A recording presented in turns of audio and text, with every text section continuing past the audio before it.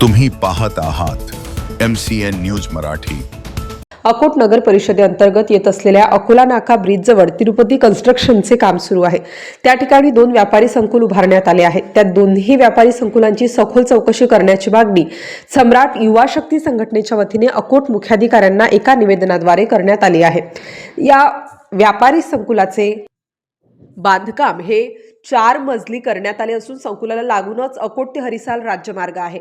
या ठिकाणी पार्किंगची व्यवस्था नियमाप्रमाणे नाही व साईट सेफ्टीच्या काहीच उपाययोजना केलेल्या नाहीत।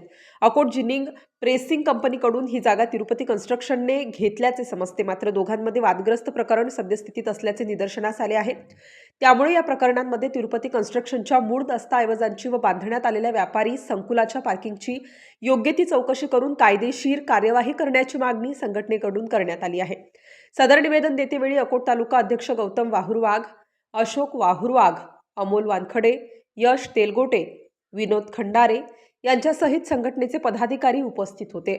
MCN न्यूज मराठीकरिता विशाल आगरे, अकोट।